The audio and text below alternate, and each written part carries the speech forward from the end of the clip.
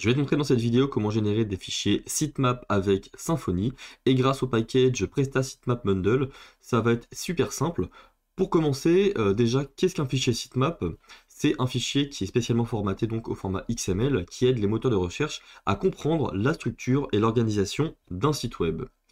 Ce fichier va fournir une liste complète d'URL des pages de votre site, ainsi que des informations supplémentaires telles que la fréquence des mises à jour, la priorité, ou encore la date de dernière modification de chaque page, donc enfin chaque URL.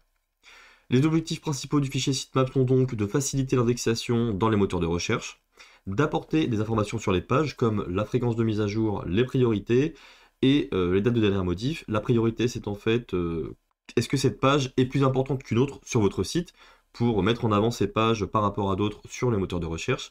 Et forcément, l'objectif final, c'est d'optimiser le référencement, donc le SEO, en fournissant un fichier sitemap qui va aider les moteurs de recherche à mieux comprendre la structure de votre site.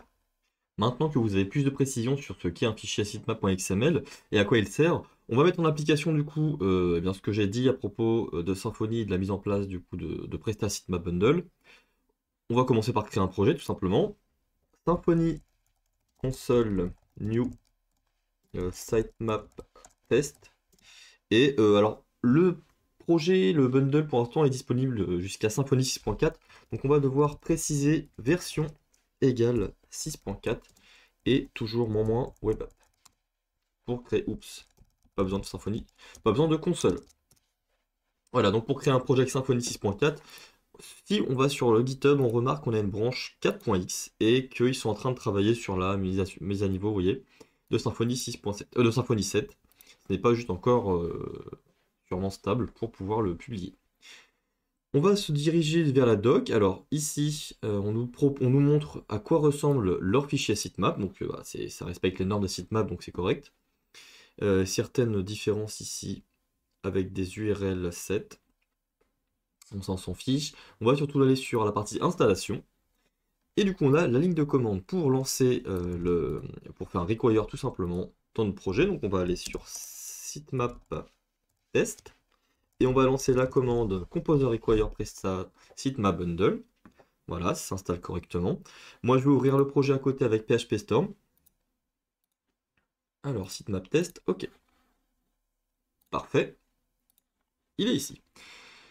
On va suivre la doc pour pouvoir voir pas à pas comment ça fonctionne. Alors, enable it in your application kernel. Ça, c'est fait automatiquement avec Symfony Flex. Il n'y a pas de problème. On peut aller vérifier après si on veut. Config bundle.php.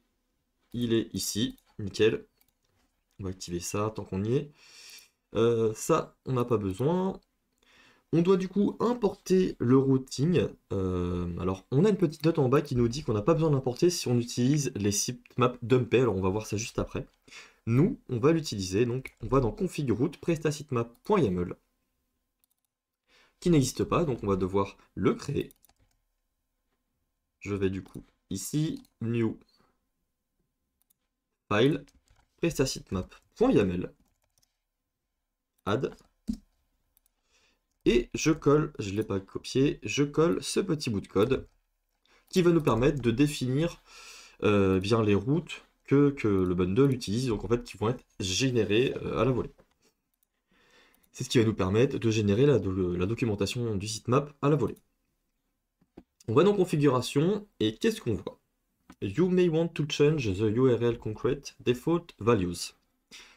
Config package presta sitemap.yaml, on va se rendre directement dessus, config package presta que l'on n'a pas, donc c'est pas créé par défaut, on n'a pas exécuté de récip, donc forcément on l'a pas. Config packages, nouveau fichier, presta sitemap.yaml, parfait. La clé du coup d'entrée c'est presta sitemap de point, et donc ici on va avoir des choses que l'on va pouvoir définir. Donc on peut utiliser les valeurs par défaut des URL, de nos pages en fait. Priority 1, donc c'est la priorité classique. Soundtrack et last mode. Donc ça veut dire, ici on dit quand est-ce que notre page a été modifiée, on met maintenant. Et on dit que notre page est mise à jour tous les jours, grâce à la clé soundtrack. On peut choisir le nom de la section par défaut. qui de base, c'est tout simplement default section de point default. On va lancer notre site pour vérifier aussi des choses. Alors avec la commande Symfony serve. Hop. Alors moi il se met où? 45.3, ok. C'est un peu bizarre, mais 45.325, j'ai ce souci là dernièrement. Pas de SSL ici, d'accord. Alors forcément, si on n'a pas mis le D, ça va pas coller. Ok, super. Donc voilà où on est. On est du coup là sur notre contrôleur qui est vierge, notre site qui est vierge. On va pouvoir aller sur sitemap.xml et on a un fichier vide qui en fait est généré à la volée. Donc là, on n'a pas de roue, donc c'est normal qu'il soit vide. On a sitemap.xml et on nous dit qu'on devrait, on n'a pas encore le point, peut-être le point default. Et on l'a. Voilà, une erreur occure. Donc là c'est normal parce qu'on n'a pas de contrôleur. Sitemap.default.xml, si jamais la default section l'appelle test, on l'a toujours. Par contre on a, alors peut-être qu'on va devoir créer un contrôleur pour être sûr de ce que l'on fait. Alors, c'est quoi? C'est bien ça, ouais. Symfony, console, make de point contrôleur, home. Ok. Donc là, on va avoir une route.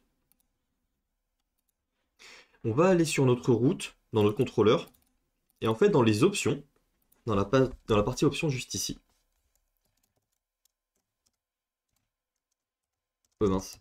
Options, deux points, sitemap, true. Ça va nous permettre d'indiquer qu'on veut que cette route soit exposée dans notre sitemap. Là, on va juste mettre un anti-slash parce que c'est la page d'accueil. Hop. Et donc là, on se retrouve avec notre fichier sitemap.test.xml. Pourquoi? Parce que test, c'est le nom que j'ai donné à ma section par défaut. Lorsque l'on ne définit pas deux sections ici, eh bien forcément, ça prend la section par défaut. Parce qu'en fait, en plus de sitemap à true, on pourrait faire section home. Si j'actualise, sitemap.test, en fait, c'est parce qu'il faut ne pas mettre ça comme ceci, mais créer un tableau à la place de trou ici, et c'est à l'intérieur que l'on aura nos sections. La section home, comme ceci. Si j'actualise sitemap.xml, on me dit bien que la route de homepage est bien dans le fichier sitemap.home.xml, et si on sort dans sitemap.home.xml, c'est tout. Ok. Donc ça sert à séparer en plusieurs fichiers sitemap avec un sitemap d'index. Et eh bien, ça peut nous servir si on a des articles, des pages, des catégories par exemple, on va les ranger dans des fichiers différents. Fichiers sitemap différents. Ok. Donc là on peut laisser ça comme ceci pour l'exemple. Ensuite, donc on a les priorités qui se changent aussi de la même manière. Donc on aura juste à rajouter ici priority 0.5. Si j'actualise que je vais dans sitemap.home.xml, est-ce que... Voilà, on a la priorité à 0.5 qui est bien changée. La priorité qui, je rappelle, sert à définir si une page est plus importante qu'une autre sur son site. On va pouvoir créer un autre contrôleur pour avoir un second exemple. Par exemple, about, si on a une page à propos sur notre site. About contrôleur. Et slash about, on le laisse ici. On va du coup utiliser comme option sitemap égale true, tout simplement. Voilà. On va aller du coup actualiser sitemap.home. Alors ici, on n'a pas de changement. Si je vais ici, on se retrouve avec sitemap.test.xml, sitemap.home. Pourquoi .test? Parce que la route ici, slash about, utilisera par défaut la section. Par défaut. Alors qu'on peut remettre à default pour que ce soit plus clair. Comme on ne l'a pas précisé dans les options ici. C'est pour ça. Ok. Tac. Perdu. Alors ensuite, qu'est-ce qu'on a? On a la possibilité de traduire les différents trous, donc en spécifiant le local par défaut, donc grâce au paramètre alternate. Et par quel moyen on traduit du coup les routes. Donc ça, bon, on va pas le montrer ici, mais c'est possible. On a là le cache. Du coup, lorsqu'on arrive sur la route du sitemap, en fait, c'est pendant 1 heure, ce sera le même. S'il n'a pas changé. Hein. Donc c'est grâce à l'option Time to Live. Time to Live qui est de 3600. On a la possibilité de configurer dans les paramètres le base URI et l'host. Donc là, on peut, par exemple, se rendre dans les parameters, service. Hop. Alors on va l'écrire de cette façon-là. Routeur.context.host. Et donc là on nous dit par exemple domain.com et le schéma HTTPS. Bon là ça va pas s'actualiser comme ceci, je sais pas s'il faut. Il faut peut-être alors.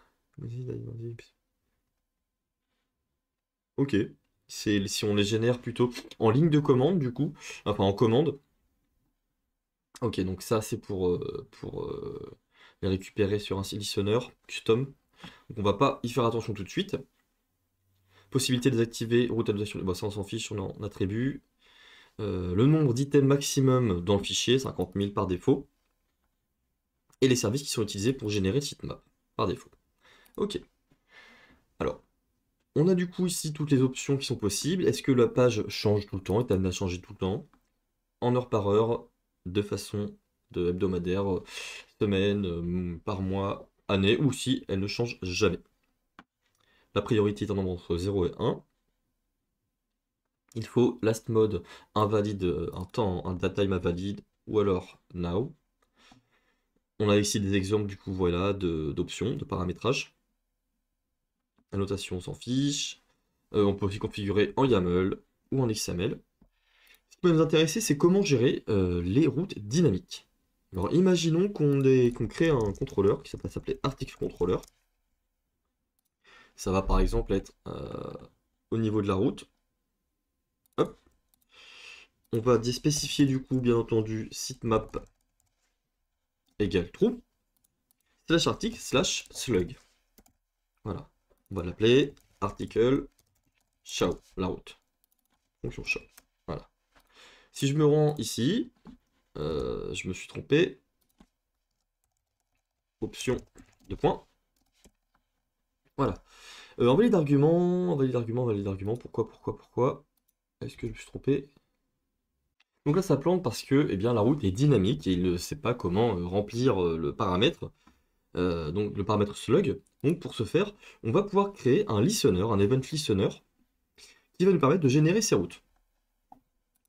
On va créer un dossier du coup ici, event listener, et une classe que l'on va appeler sitemap event listener. On va utiliser l'attribut as event listener pour bien créer notre event listener, notre écouteur d'événements. On va pouvoir spécifier quel événement on veut écouter, donc ça va être sitemap event, sitemap populated event, pardon, de point classe. Donc au moment où la librairie va populer l'évent, va populer pardon, le sitemap, on va pouvoir faire quelque chose. Sitemap populate event, on va faire un void, on va utiliser un dd de event ici. Et si j'actualise mon fichier, ici, mon sitemap, on se rend compte qu'on a accès à l'URL container, l'URL generator, avec nos paramètres que l'on retrouve dans notre fichier YAML, et bon, bah, toutes les routes qui ont été chargées en fait, que l'on récupère d'une façon ou d'une autre, dans la librairie. Nous, ce que l'on peut faire, c'est faire un calcul, donc par exemple récupérer des articles de la base de données, traiter ces articles, boucler dessus, et les ajouter dans le container du URL. Dans notre cas, on n'a pas de base de données. Pour l'exemple, on va tout simplement créer un tableau d'articles. Et on va donc ici, on va même dire plutôt que c'est des articles slugs. On peut très bien dire qu'on a article 1 et article 2. L'objectif, c'est de les faire apparaître dans notre sitemap.xml. Donc pour ce faire, on va récupérer l'URL container depuis l'événement, event get URL container. Ensuite, on va récupérer l'URL generator. Voilà.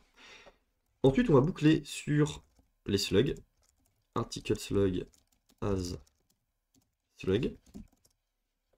Ce que l'on va faire, c'est qu'on va créer une URL égale new URL concrete. Donc c'est la classe que la librairie a créée du coup pour avoir des URL basiques à générer.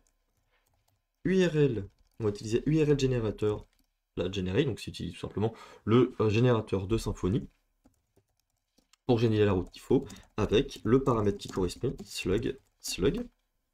Et cette URL, enfin, on va utiliser le container et la fonction add_URL pour ajouter cette URL concrete.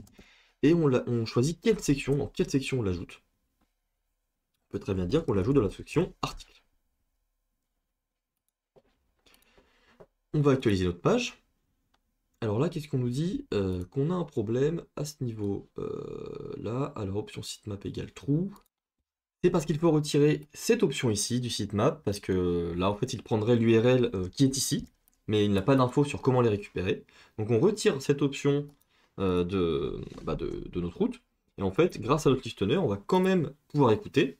Et vous voyez, on a bien sitemap.article.xml qui est apparu, .xml, /article 1, /article 2. On a la possibilité de modifier donc notre event listener et par exemple de rajouter un troisième article, article 3. Et voilà, il apparaît juste ici. Si on regarde la documentation, c'est à peu près le même exemple qui faisait. URL generator comme ceci. Donc là, /article 2. Nous, ce qu'on préfère peut-être, c'est d'avoir l'URL absolue. Donc là, c'est simplement URL concrete, non plutôt URL, si on regarde bien la doc, c'est URL generator interface. Deux points absolute URL, il faut bien entendu l'injecter, importer la classe. Et voilà. Si j'actualise du coup mon sitemap, on se retrouve avec l'URL complète. Service définition, donc là on n'a pas besoin grâce à l'attribut add_event_listener. On a la possibilité d'aller beaucoup plus loin si jamais on a un site qui utilise des Google News, Google Images ou autres, de décorer du coup nos images, nos URL, et de pouvoir générer de ce genre de choses pour les images ou autres. Ça peut être vachement utile si on a un site qui a de nombreux contenus différents les uns des autres.